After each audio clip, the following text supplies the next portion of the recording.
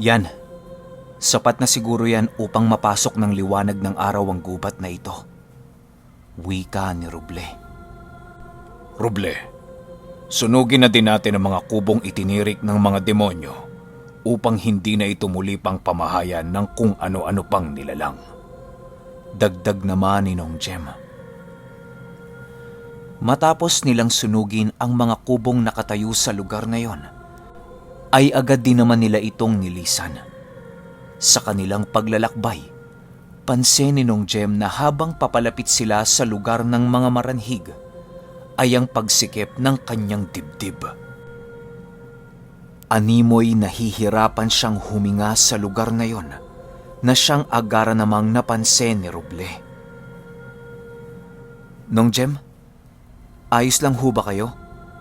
Kanina pa kayong naghahabol ng hininga eh.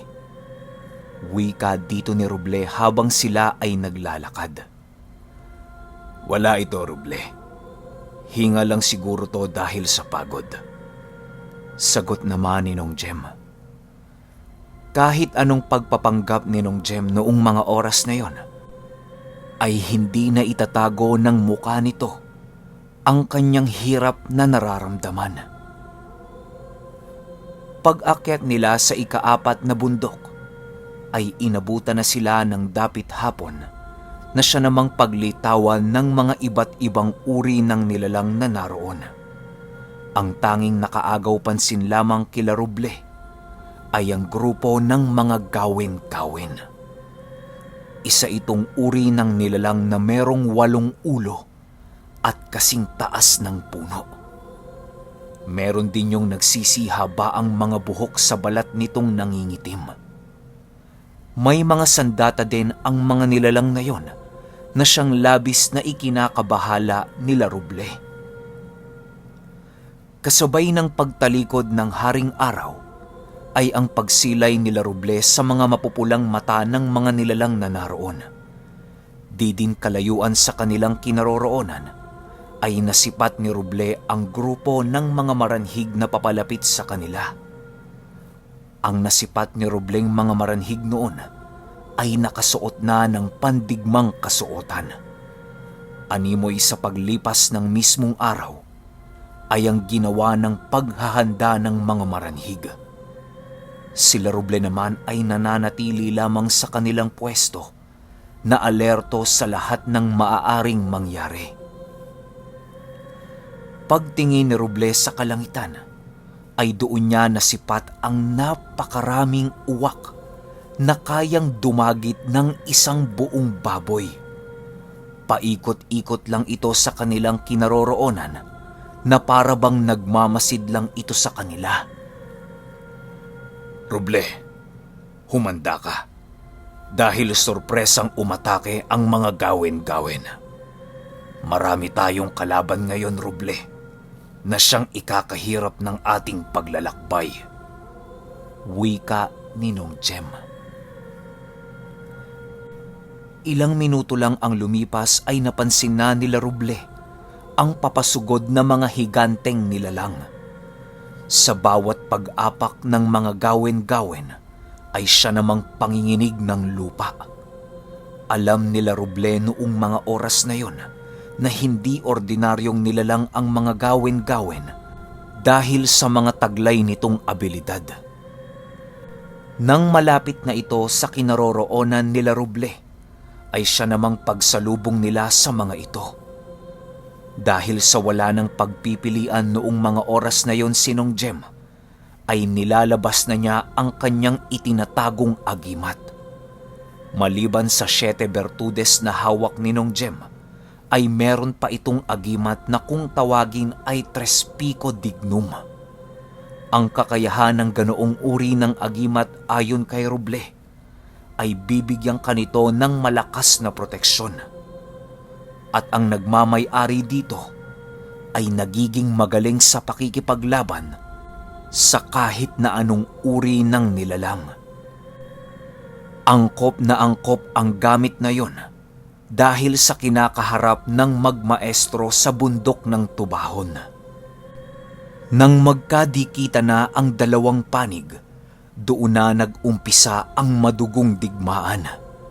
Gamit-gamit ni Nong Jem ang kanyang buntot paging dala at si Roble naman ay ang kalis na nakuha niya sa ibang dimensyon. Sa bawat pag-atake ng mga nilalang kila Roble ay siya namang pag-ilag ng mga ito. Kahit ang mga aswang na naroon sa kalangitan ay tumutulong na rin sa mga kauri nito upang magapi ang magmaestrong nagpupumilit marating ang pugad ng mga maranhig. Napakadugong digmaan ang naganap noong mga oras na yon dahil sa rami ng kalaban nila Roble. Kahit ilang beses na siyang makapatay ng mga gawin-gawin, ay baliwala pa rin ito dahil sa rami ng mga nilalang na nagsisidagsaan. Pagsugod ng dalawang aswang kay Roble, ay agad naman itong nasalag ang pag-atake. Nang nasalag ni Roble ang pag-ataking yon, ay siya namang pag-usal ni Roble ng mga karunungang ipinasa sa kanya ni Nong Jem. Amang Bernabal, santong walang kamatayan, iligtas mo po ako sa aking mga kaaway! Panalangin ni Roble habang sinusundan ito ng Latin. Hindi ko nababanggitin ang Latin na panalangin ni Roble, gawa ng masyado itong mapanganib para sa mga makakarinig. Matapos makapagpanalangin ni Roble, ay siya namang paghampas nito ng kanyang kalis. Animoy ang mga aswang na sumugod sa kanya ay para bang isang papel na nasunog at unti-unting nagiging abo.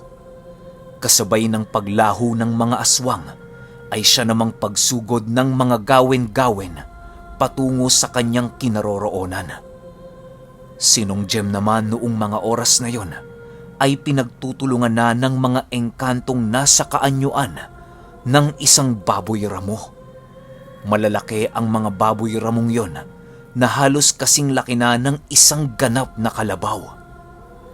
Kahit anong paghataw ang gawin ni Nong Jem, ay hindi pa rin ito nagagawang masugatan ang mga baboy ramo.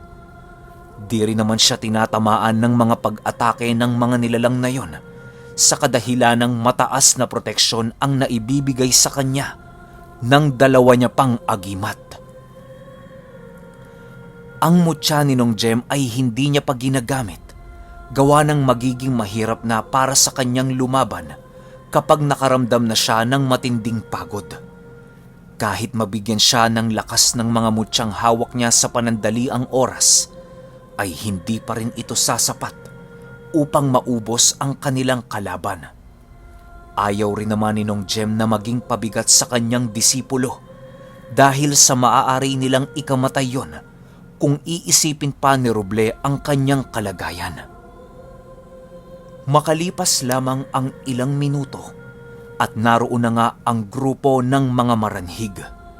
Kasabay ng paghinga ng malalim ni Amon, ay siya namang pag-atras ng mga nilalang na kinakalaban nila Roble.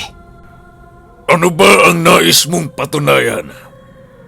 Ang aming Panginoon sa mga oras na ito ay labis-labis nang naiirita sa mga pinaggagawa ninyo. Dahil sa mga kapahangasang ginawa niyo, Alberto, ay binigyan niyo na ako ng pahintulot upang kitilang kayo ng mga buhay. Pagmasdan ninyo ang totoo kong kaanyuan! Wika ng ama ni Amon habang ito ay nagbabago ng anyo. Naging isang dambuhalang nilalang yon na maihahawig mo ang ulo nito sa bungo ng kabayo. Mataas din ang tindig ng nilalang na yon na merong mga paa ng kabayo. Sa bawat paglakad ng ama ni Amon ay ang pagsunod naman ng mga maiitim na usok sa paanan nito. Ang kamay naman ng nilalang na yon ay halos kasing laki na ng katawan ni Roble. Wala din yung mga mata at halos bungo na lang talaga ang natira sa buong pagmumuka nito. Masdan niyo ang kapangyarihan na ibinigay sa akin ng aming Panginoon. Wika nito sa napakalalim na tinig. Ayon kay Roble, na ang kapangyarihang yon ng ama ni Amon ay punong-puno ng panlilinlang. Nang tuluyan ng makapagpalit ng anyo ang ama ni Amon, ay siya namang pagkumpas ng mga kamay nito. Naglikha yon ng mga pangyayaring pilit tinatakasan ng magmaestro. Nang masipat ni Nong Jem ang kanyang kinakatakutan, ay napaupo na lamang yon sa lupa na para bang naghihintay ng kanyang kamatayan. Si Roble naman noong mga oras na yon ay nasipat ang kanyang mga magulang na siyang ginawa ni Amon. Dahil sa madami ng panlilinlang ang nadaanan ni Roble, ay hindi na ito umubra sa kanya.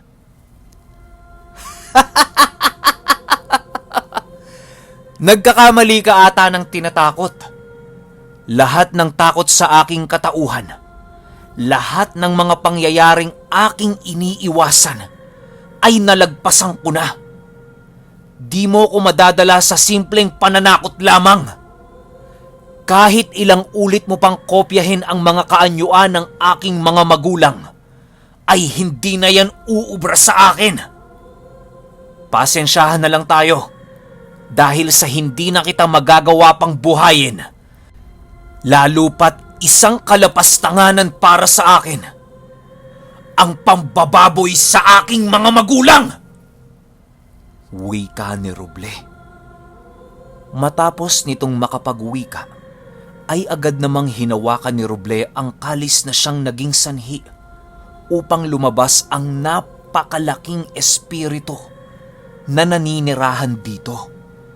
Lahat ng mga nilalang sa paligid noong mga oras na yon ay natigilan dahil sa labis na liwanag nang lumabas ang espiritu ng kalis.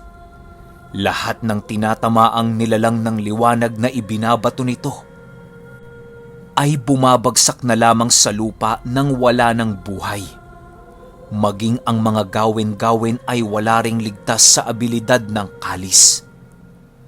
Nang masipat ito ng mga mabababang uri ng nilalang, ay wala nang nagawa ang mga yon kung hindi ang magsilayuan sa kinaroroonan nila Roble.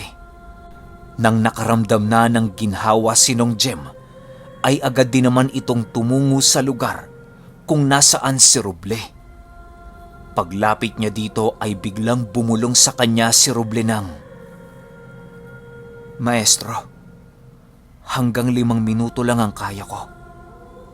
Ikaw na ang bahala sa ibang matitirang buhay sa lugar na ito." Nang marinig ito ni Nong Jem, ay mas pinili niya na munang bantayan ang kanyang disipulo upang mabuhos nito ang kanyang wisyo sa nais niyang gawin. Habang nagbabantay si Nong Jem, ay nagpapahinga rin ito ng bahagya upang paghandaan ang mga nilalang na maaaring mabuhay sa oras na maabot na ni Roble ang sukdulan ng kanyang lakas. Dahil sa ginawa ni Roble noong mga oras na yon, ay wala nang magawa ang mga maranhig kung hindi ang lumayo dito. Maging ang ama ni Amon noong mga oras na yon ay kumaripas na ng takbo dahil sa takot sa nilalang na nasa loob ng kalis. Paghataw ni Roble ng kalis na kanyang hawak sa ere, ay ang paglipad naman ng espiritu na halos kasing bilis na ng liwanag ng buwan. Agad nitong naabutan ang lahat ng nilalang na naroon na siyang naging sanhi ng kamatayan ng mga ito. Naubos ang lahat ng gawin-gawin na sumugod kila Roble nang maabutan ito ng espiritu ng kalis. Matapos nitong mapatay ang grupo ng mga gawin-gawin, ay agad naman itong tinungo ang kinaroroonan ng mga maranhig. Nadatna ng espiritu ng kalis ang mga maranhig sa paanan ng bundok na kanilang pinaglalabanan. Roble, kaya mo pa? Huwag mong sagarin ang sarili mo. Tumigil ka na kapag hindi mo na kaya. Sigaw ni Nong Jem nang makita niya ang pamumutla ni Ruble. Paglipas ng 5 minuto ay siya namang paglaho ng espiritong pinakawala ni Ruble at ang pagkawala din ng kanyang wisyo. Nang masipat ito ng mga maranhig, ay agad din naman itong bumalik sa kinaroroonan nila Nong Jem. Kahit kokonti na lamang ang mga maranhig noong mga oras na yon, ay ramdam pa rin ni Nong Jem ang panganib na maaaring maidulot sa kanila ng mga ito. Di na niya hinayaan pang makalapit ang mga yon sa kinaroroonan ni Ruble. Kaya ang ginawa ni Nong Jem ay sinalubong niya ito ng kanyang natitirang lakas. Lahat ng mga maranhig na tinatamaan ng kanyang buntot paging dala ay nagiging mga uod. Matapos ng mga itong maging uod, ay siya namang pag-apak dito ni Nong Jem. Hanggang sa dumating ang puntong biglang sumugod ang datu na ama ni Amon. Dahil sa hindi ito gaanong naramdaman ni Nong Jem, ay agad naman siya nitong nasuwag sa kanyang likuran. Pagsuwag ng datong yon sa maestro ni Ruble, ay siya namang paglikha nito ng mga ilusyong kinakatakutan ni Nong Jem. Pagbangon ni Nong Jem noong mga oras na yon, ay doon niya nakita ang lahat ng kanyang memoryang pilit niyang kinakalimutan. Nagsisisigaw na naman si Nong Jem noong mga oras na yon dahil sa kanyang mga nasisilayan. Tatagan mo ang iyong loob, Jem. Isipin mo ang iyong disipulong walang kalaban-laban. Lumaban ka para sa inyong mabuting kinabukasan. Wika ng isang babae sa isipan ni Nong Jem. Nang marinig ito ni Nong Jem, ay unti-unti na niyang nauunawaan na ang lahat ng kanyang mga nasisilayan ay isa lamang ilusyon. Dahan-dahan itong tumayo sa kanyang kinaroroonan at kasabay ng pagtayo nito ay ang pagkuha niya ng kanyang buntot paging dala. Walang sabi-sabi ay agad sinugod ni Nong Jem ang mga ilusyong nasa kanyang harapan. Paglapit niya sa datu, ay inundayan niya ito ng malalakas na suntok na merong kasamang dasal. Matapos niya itong masuntok ay agad naman itong hinataw ng hinataw ni Nong Jem ng kanyang buntot paging hawak. Ang datu naman ng mga maranhig noong mga oras na yon ay halos hindi na makatayo dahil sa walang awang paghampas dito ni Nong Jem. Natigil lang si Nong Jem sa kadahilanang nasipat niya ang kanyang disipulong hinihila ng mga laman lupang nakatira sa paligid. Alam ni Nong Jem na hindi mga mabubuti ang mga laman lupang humihila kay Ruble dahil na rin sa mga kulay ng mga mata nito. Matapos niyang masilayan ang lahat ng yon, ay agad naman niyang iniwan ang datong naghihingalo at dali-daling tumungo sa kinaroroonan ni Ruble. Walang malay si Ruble noong mga oras na yon, kaya hindi niya alam ang mga ginagawa ng mga nilalang na nasa paligid. Nang makalapit na dito si Nong Jem, ay agad naman itong nagpakawala ng mataas na antas ng tigalpo patungo sa mga laman lupa. Pagtama nito sa mga laman lupang naroon, ay siya namang pagkawala ng mga malay nito. Dali-dali ni Nong Jem kinuha si Ruble upang itakas sa lugar na yon. Pinili na muna ni Nong Jem na bumalik sa kanilang dating pinagpapahingahan sa paanan ng bundok dahil sa alam niya sa kanyang sarili na merong maraming pangontra at simbolong nakapalibot sa lugar na yon. Magiging ligtas sila doon sa kahit anong uri ng nilalang na maaaring umatake sa kanila habang sila ay nanghihina. Habang tumatakbo si Nong Jem pababa ng bundok, ay nasipat nito ang isa sa mga datu ng mga maranhig na inaalalayan ng iba pa nitong kasama.